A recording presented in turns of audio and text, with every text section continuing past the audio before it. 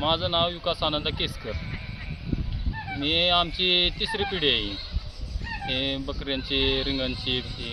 आम्ही दरवर्षी मेंढ्यांना असं धुवून वगैरे कलर वगैरे लावतो आम्ही आणि लावल्यानंतर आम्ही पालखीला वेढा मारा जातो.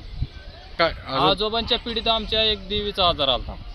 देवीच्या आजारात आम्ही डॉक्टर कोणी ह्याच्याकडून इंजेक्शन वगैरे मारले त्या काळात, पण त्या काळात काय आम्हाला फरक पडला ना मेंढ्यांना. मग पालखीला रिंगण मारलं आम्ही. रिंगण मारल्यानंतर आमच्या मेंढ्या सगळ्या आजाराने बऱ्या झाल्या. त्या वर्षापासून आमची परंपरा ही चालूच राहिली. आम्ही सुरुवातीपासून आमचे 2-4 पिढ्यापासून आमचं हे चाललेलं आहे मेंढ्यांचं. सुरुवातीपासून मेंढ्या आजार ही पडत होत्या. आजार पडत आम्ही दवाखाने भरपूर केलं, ते काय उपयोग झाला नाही आमचा. आमचे ज्यावेळेस पालखीचं रिंगण झालं त्यावेळेस आमची मेंढी आजारी झाली. मेंढी बसलेली उठून चालायला लागते ज्यावेळेस, त्यासाठी आम्हाला समाधान वाटते ह्याच्यात मेंढराची. आम्ही दरवर्षी खेळावतो आनंदाने, त्यांच्या सुखासाठी दुःखासाठी आमचा हीच खेळ चालू असतो बघा.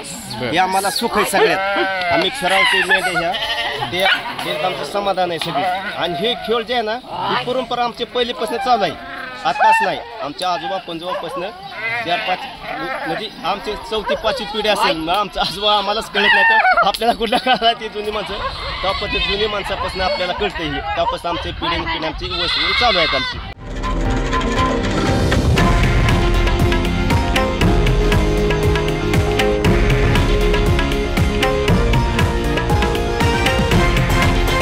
हे आहे देशातील नंबर 1 न्यूज नेटवर्क आणि आपण पाहत आहात TV9 मराठी, एकमेव.